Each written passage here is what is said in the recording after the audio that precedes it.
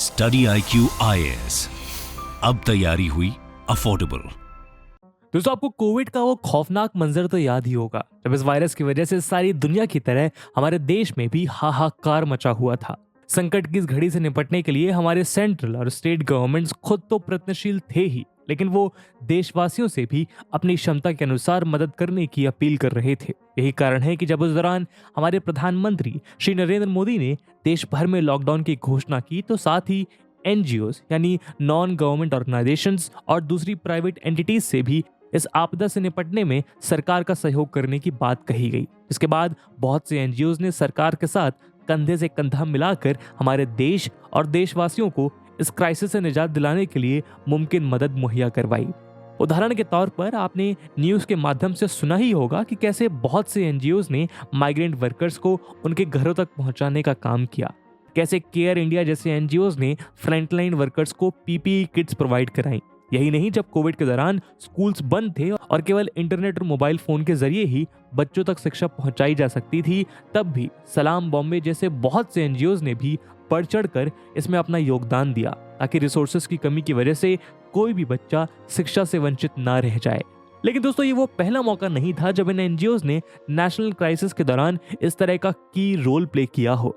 आजादी से आज तक इन 75 सालों में देश ने जिस विकास की ऊंचाइयों को छुआ है, उसमें इन NGOs का बहुत बड़ा योगदान रहा है। फिर चाहे वो रूरल एरिया और सोसाइटी के पुअर सेक्शन में एजुकेशन प्रोवाइड कराने की बात हो, या फिर एनवायरनमेंट को बेहतर बनाने के लिए किए गए एफर्ट्स हो, चाहे सेल्फ हेल्प ग्रुप के माध्यम से एम्प्लॉयमेंट्स प्रोवाइड कराने की बात हो, या फिर ह्यूमन राइट्स को प्रमोट करने की। इन NGOs ने हमेशा राष्ट्रहित के लिए सरकार के प्रयासों को आगे बढ़ाने और देश के सबसे कमजोर तबके को इन प्रयासों का भरपूर लाभ देने का काम किया है। लेकिन दोस्तों, जहां एक और देश और समाज के कल्याण के लिए कार्यरत NGOs सरकार के साथ खड़े दिखाई देते हैं, तो कई NGOs और सरकार के रिश्ते की एक दूसरी तस्वीर भी नजर आती है, जहां यही NGOs अपनी ऑर्डिनरी नेचर से विपरीत प्रेशर ग्रुप या सिविल सोसाइटी की भूमिका में नागरिकों के हक के लिए सरकार से लोहा लेती भी दिखाई देती हैं। इसका प्राइम एग्जाम्पल हमें नर्मदा बचाओ आंदोलन या रीसेंट अरे फॉरेस्ट मूवमेंट में देख चुके हैं, जहां यही NGOs सरकार के पावर को चेक एंड बैलेंस करने का काम करती है। वही कारण है कि हमारी सोसाइटी के डेवलपमेंट में इन NGOs के रोल को कमतर नहीं आंका जा सकता। लेकिन क्या हो अगर हम आपसे कहें कि इन NGOs का ही एक तीसरा चेहरा भी है, एक ऐसा चेहरा जो ना तो सरकार के साथ मिलकर देश कल्याण का काम कर रहा है और ना ही सरकार के विरुद्ध सामाजिक हित की बात कर रहा है। एक ऐसा चेहरा जो लोभ, लालच और लालसा से भरा है। एक ऐसा चेहरा जिसका उद्देश्य सामाजिक या राष्ट्रीय नहीं बल्कि व्यक्तिगत हित कमाना है। एक ऐसा चेहरा जो केवल इकोनॉमिक फ्रॉड्स या क्राइम को बढ़ावा नहीं दे रहा, बल्कि एंटी नेशनल एक्टिविटीज के जरिए देश को अंदर से खोखला करने का काम भी कर रहा है। दोस्तों, रिसेंटली भारतीय इन्वेस्टिगेशन एजेंसीज द्वारा की गई जांच में यह पाया गया कि हिंदुस्तान में काम कर रहे कुछ NGOs नेशनल इंटरेस्ट में एंटी नेशनल और क्रिमिनल एक्टिविटीज को रन कर रहे हैं। यहाँ तक कि पिछले कुछ दिनों में इन कुछ NGOs के तार तो हाल ही में चाइना के साथ जुड़े हुए भी पाए गए हैं। उदाहरण के तौर पर हाल ही में ह्यूमन राइट वायलेशन की इंटरनेशनल वॉचडॉग कही जाने वाली एमनेस्टी इंटरनेशनल पर ऐसे ही कुछ आरोपों के चलते भारतीय सरकार ने प्रतिबंध लगा दिए थे, जहां सरकार ने इस NGO की इलीगल एक्टिविटीज को देखते हुए NGO को मिलने वाली फॉरेन फंडिंग पर रोक लगा दी थी। सिमिलरली ऐसे ही कुछ रिपोर्ट्स किसान आंदोलन के दौरान भी सामने आए थे, जब हमारी इंटेलिजेंस एजेंसीज ने यह दावा किया था कि किसान आंदोलन और फार्मर्स के इश्यूज के लिए बनाई गई कुछ NGOs फॉरेन फंडिंग की मदद से हमारे देश में एंटी नेशनल एलिमेंट्स की जड़ें फैलाने का काम कर रही हैं। जहां फर्दर इन्वेस्टिगेशन में इनमें से कुछ NGOs के तार ISI और खालिस्तानी टेररिज्म से भी जुड़े पाए गए थे। यही नहीं, बहुत सी मीडिया रिपोर्ट्स के अनुसार तो ये बात भी सामने आई थी कि भारत में चल रहे बहुत से NGOs ऑर्गेनाइज्ड क्राइम्स और ह्यूमन ट्रैफिकिंग में भी इन्वॉल्व पाए गए हैं। दोस्तों, ऐसी एक और NGO है राजीव गांधी फाउंडेशन, जो हाल ही में राष्ट्रीय स्तर पर खूब चर्चा का विषय रही, क्योंकि हाल ही में सरकार ने ऐसे ही एक आरोप के चलते इस NGO के FCRA लाइसेंस यानी foreign contribution regulation act licence को रद्द कर दिया।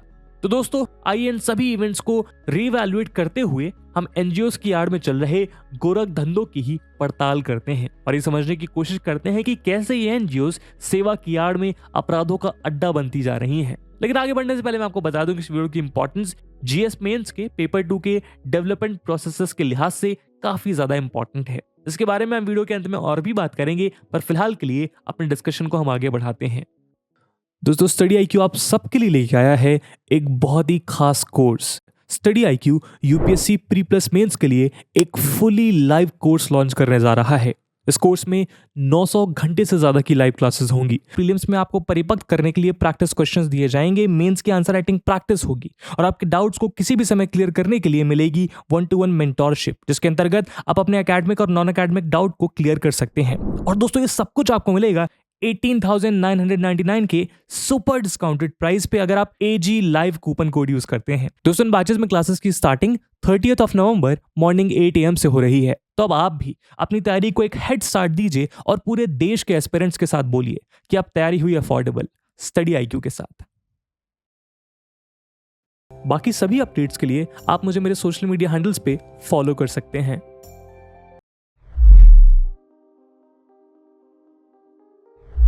दोस्तों, राजीव गांधी फाउंडेशन से जुड़े मामले की शुरुआत साल 2020 से हुई, जब बीजेपी ने राजीव गांधी फाउंडेशन के अगेंस्ट एलिगेशन लगाए थे कि साल 2005 में इस ट्रस्ट को पीपल्स रिपब्लिक ऑफ चाइना की एम्बेसी से भारी मात्रा में फंड प्रोवाइड किया गया था। साथ ही बीजेपी का यह भी आरोप था कि आरजीएफ की एनुअल रिपोर्ट के अनुसार इस फंड का उपयोग आरजीएफ ने इंडिया और चाइना के बीच फ्री ट्रेड एग्रीमेंट के बेनिफिट से रिलेटेड स्टडीज कंडक्ट करने के लिए की थी।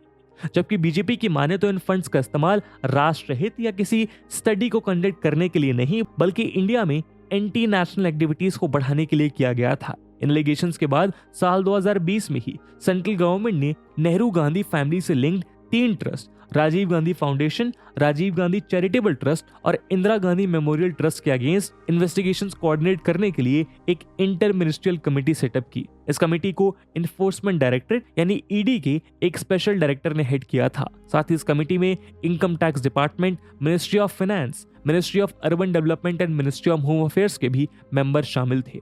यही नहीं, इन ट्रस्ट पर मिनिस्ट्री ऑफ होम अफेयर्स द्वारा prevention of money laundering act, income tax act और FCRA एक्ट से जुड़े लीगल प्रोविजंस के वायलेशन के चार्जेस भी इम्पोज किए गए। यहाँ गौर करने वाली बात यह है कि इन तीनों ऑर्गेनाइजेशंस को श्रीमती सोनिया गांधी हेड करती हैं। वहीं former prime minister Manmohan Singh और कांग्रेस के दूसरे इंपॉर्टेंट लीडर्स जैसे पी चिदम्बरम, राहुल गांधी और प्रियंका गांधी वाड्रा भी आरजीएफ के ट्रस्टीज हैं। साथ ही हम आपकी जानकारी के लिए बता दें कि फॉरेन कंट्रीब्यूशन रेगुलेशन एक्ट या FCRA 1976 में इमरजेंसी के दौरान इनैक्ट किया गया था। इसका मुख्य काम फॉरेन एंटिटीज को इंडियन ऑर्गेनाइजेशंस में मनी पंप करके उनके अनुचित और गैर कानूनी उद्देश्यों को पूरा करने से रोकना था। इसीलिए ये एक्ट हर उस व्यक्ति या NGO को FCRA एक्ट के अंडर रजिस्टर्ड होना कंपलसरी कर देता है जो व्यक्ति या NGO किसी भी फॉरेन डोनेशन को एक्सेप्ट करता है। साथ ही इस एक्ट के अंडर इन एंटिटीज के लिए कुछ रेगुलेशंस को फॉलो करना भी मैंडेटरी किया गया है, जैसे इन NGOs को अपना एनुअल रिटर्न फाइल करना होता है। फॉरेन डोनर से मिली किसी भी फंड को केवल उसी पर्पस के लिए यूटिलाइज किया जा सकता है जिनके लिए वो फंड रिसीव किया गया है। यही नहीं, ये एक्ट रिसीव फॉरेन फंड को इलेक्शंस, जर्नलिस्ट, न्यूज़पेपर या मीडिया ब्रॉडकास्ट कंपनीज, जजेस, government servants, member of legislature, political parties या उनके ऑफिस बियरर्स और पॉलिटिकल नेचर की ऑर्गेनाइजेशन द्वारा यूज किए जाने पर भी पाबंदी लगाता है। अपने एनैक्टमेंट के बाद इस लॉ में अनेकों बार अमेंडमेंट्स किए गए।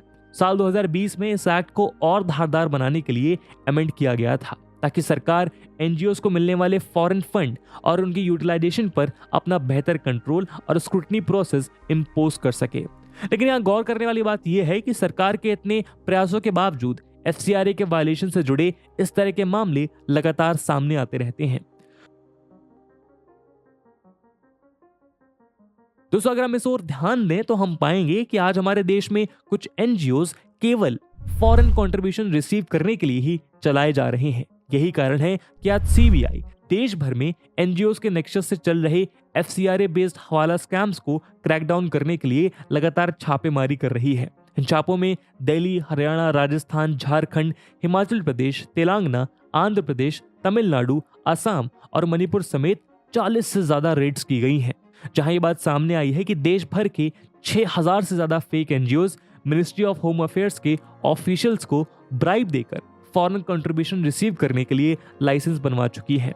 इन फेक NGOs और गवर्नमेंट ऑफिशियल्स के बीच चल रहे इस नेक्सस के जरिए लाखों करोड़ों के फॉरेन से आए पैसे को हवाला के जरिए ब्लैक से व्हाइट किया जा रहा है। यही नहीं, सीबीआई के इन रेड्स में एमएचए और एनआईसी के बहुत से गवर्नमेंट ऑफिशियल्स को गिरफ्तार भी किया गया है।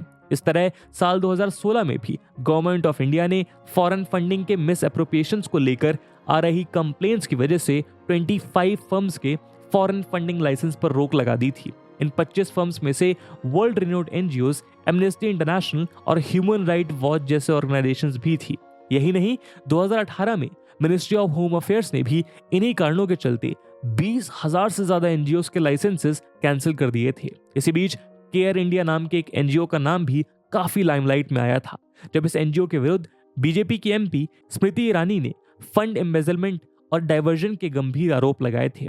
इसके बाद हुई इन्वेस्टिगेशंस में एनजीओ की बोर्ड मेंबर नीरज सग्गी पर मल्टी करोड़ IL&FS फ्रॉड में इन्वॉल्वमेंट का आरोप भी सिद्ध हो चुका है।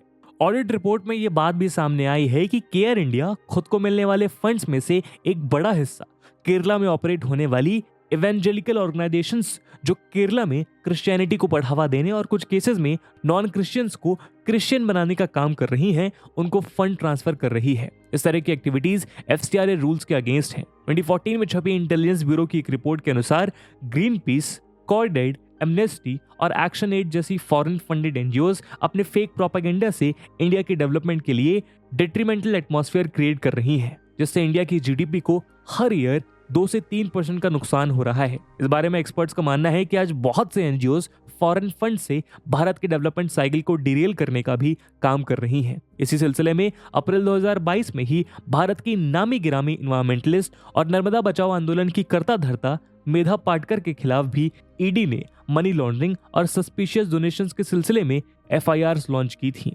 लेकिन इन आरोपों के विपरीत इनमें से कुछ एनजीओज का ये कहना है कि गवर्नमेंट ये सारे एक्शंस सिर्फ इन एनजीओज की आवाज को दबाने के लिए कर रही है। राजीव गांधी फाउंडेशन और दूसरे कांग्रेस रिलेटेड एनजीओज पर हुए एक्शंस के बाद से ही इंडियन नेशनल कांग्रेस सरकार की इस कार्यवाही को दमनकारी बता रही है, जहां कांग्रेस का यह एलिगेशन है कि सरकार चाइना के विरुद्ध अपनी नाकामियों और LAC के इशू पर करंट गवर्नमेंट के डिप्लोमेटिक फेलियर को छिपाने और जनता का ध्यान भटकाने के लिए इस तरह की कार्यवाही कर रही है।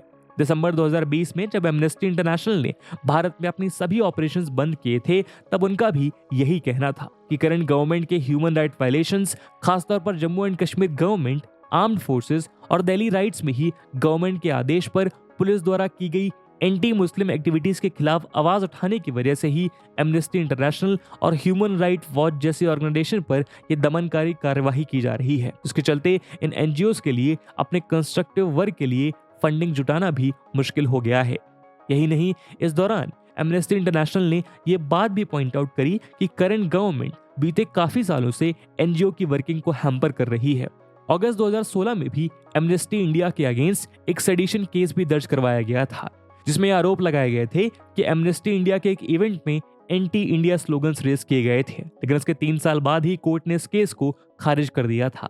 एमनेस्टी इंडिया का आरोप है कि सरकार तभी से इनकम टैक्स डिपार्टमेंट और ईडी के माध्यम से उनके डोनर को हैरेस कर रही है, जबकि ये NGO law of the land का पूरी तरह पालन कर रही है। अगर आपको याद हो तो सरकार द्वारा हाल ही में ऐसे ही एक्शंस सोनू सूद की एनजीओ के अगेंस्ट भी लिए गए थे, जिसमें जगह जगह छापामारी और हफ्तों चली इन्वेस्टिगेशन के बाद भी वो केस यूं ही बंद कर दिया गया। उस समय भी सरकार की इस कार्यवाही को सोनू सूद का पंजाब कांग्रेस को सपोर्ट के साथ जोड़कर देखा जा रहा था।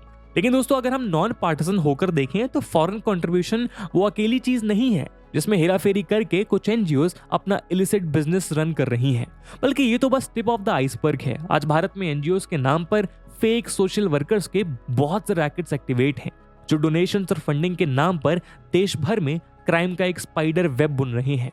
तो चलिए अब हम एनजीओज के इस डार्कर साइड और गहराई से समझने की कोशिश करते हैं। दोस्तों, अगर हम गवर्नमेंट का लेटेस्ट अवेलेबल डेटा को देखें तो हम पाएंगे कि 2017 की स्थिति में इंडिया में हर 600 लोगों पर एक रजिस्टर्ड एनजीओ वर्क कर रहा है, जबकि अगर हम इस नंबर को एक दूसरे पर्सपेक्टिव से समझने की कोशिश करें तो इंडिया में पर 843 लोगों पर एक पुलिस कॉप अवेलेबल है। सो ऐसे में आप समझ सकते हैं कि पिछले कुछ वर्षों में कैसे भारत में एनजीओज की मानो एक बाढ़ सी आ गई है। यही कारण है कि 2013 में एनजीओ से जुड़े एक कोर्ट केस के दौरान दिल्ली हाई कोर्ट की जस्टिस प्रदीप नंद्रागोच की बेंच ने ऑन रिकॉर्ड ये टिप्पणी की थी कि इंडिया में वर्किंग 99% एनजीओज या तो फ्रॉड हैं या फिर सिंपली मनी मेकिंग डिवाइसेस हैं। 2015 में एक केस के सिलसिले में सीबीआई ने सुप्रीम कोर्ट को यह बताया था कि देश में उस वक्त 22 लाख से ज्यादा एनजीओज थे, लेकिन उनमें से लगभग 10% एनजीओज ही अपने एनुअल इनकम और एक्सपेंडिचर स्टेटमेंट्स फाइल करते थे। ऐसे में ये एनजीओज किस तरह अनअकाउंटेड मनी का ब्लैक होल बने हुए हैं, ये समझना मुश्किल नहीं है। इंडिया में इस बाढ़ के अलावा एक और अलग नेक्सस फेक एनजीओज को चला रहा है। वो नेक्सस जो फेक रजिस्ट्रेशन की आड़ में डोनेशंस और क्राइम सिंडिकेट का गोरख धंधा चला रहे हैं। रिसेंट कोविड क्राइसिस के दौरान भी बहुत सी मीडिया रिपोर्ट सामने आई थी जहां ये पाया गया कि कैसे बहुत से एनजीओज मेडिकल इक्विपमेंट्स की तस्करी करने और कोविड वैक्सीन में प्रायोरिटी देने के लिए नकली कोविड वॉरियर सर्टिफिकेट प्रोवाइड कराने का काम कर रही हैं। यही नहीं, अक्सर बहुत सी एनजीओज के तार Ponzi schemes, fake call centres और पिरामिड स्कैम से भी जुड़े हुए होते हैं। अभी बीते साल ही मलयावी Karunodaya society for people of old age and physically handicapped नाम की एक एनजीओ के ऑफिशियल्स का नाम करोड़्स के हाउसिंग स्कैम में आया था। अगर आपको याद हो तो इसी तरह डीएमके एमपी और तमिलनाडु के एक्स चीफ मिनिस्टर करुणानिधि की बेटी कनिमोजी के एक एनजीओ का नाम 2G स्पेक्ट्रम के घोटाले के दौरान भी उठा था, जहां एनजीओज का सहारा लेकर स्कैम में इन्वॉल्व ब्राइब मनी को डोनेशन की तरह डिपिक्ट किया गया था। इसी तरह के कई मनी लॉन्ड्रिंग और करप्शन से जुड़े मामले 2016 में हुए डीमोनेटाइजेशन के दौरान भी उजागर हुए थे, जब बहुत से एनजीओज के थ्रू ही डीमोनेटाइज करेंसी नोट्स की अदला बदली की गई थी। सिमिलरली, जब से सरकार द्वारा 2014 में कंपनीज एक्ट के नियमों को बदलकर कॉर्पोरेट सोशल रिस्पॉन्सिबिलिटी की सोशल डेवलपमेंट को जोर देने वाली स्कीम इंप्लीमेंट की गई है, तब से उसका गलत इस्तेमाल करने के लिए ऐसे ही एनजीओज के चैनल यूज किए जा रहे हैं। वहीं शायद आपको ये बात जानकर भी आश्चर्य होगा कि 2015 में छपी एक रिपोर्ट के अनुसार women and child development ministry से फाइनेंशियल ग्रांट डिमांड करने वाले 90% एनजीओज फेक थे। वहीं बहुत सी मीडिया रिपोर्ट से ये बात भी सामने आती है कि इनमें से ज्यादातर फेक या इल मैनेज्ड एनजीओज ऐसे भी हैं जो ऑर्फनेजेस और चाइल्ड एजुकेशन सेंटर्स की आड़ में चाइल्ड ट्रैफिकिंग, ऑर्गन्स हार्वेस्टिंग और प्रोस्टिट्यूशन का अड्डा बन गए हैं। लेकिन इस राइजिंग फेक एनजीओ बिजनेस के पीछे भी सबसे बड़ा कारण एनजीओज के स्ट्रक्चर में लैक ऑफ ट्रांसपेरेंसी है, जिसकी वजह से असली को नकली से और लॉ अबाइडिंग को रूल ब्रेकिंग से डिफरेंशिएट करना मुश्किल हो जाता है। ऐसे में सवाल उठना लाजमी है कि आखिर कौन सही है और कौन गलत। दोस्तों, ये बात सही है कि हमेशा से नॉन गवर्नमेंट ऑर्गेनाइजेशंस ने हमारे देश के लिए एक कंस्ट्रक्टिव रोल प्ले किया है, लेकिन अब अगर एनजीओज की भूमिका को लेकर सवाल उठाए जा रहे हैं तो ऐसे में उन्हें भी सरकार के साथ मिलकर इन डाउट्स को एड्रेस करने की जरूरत है।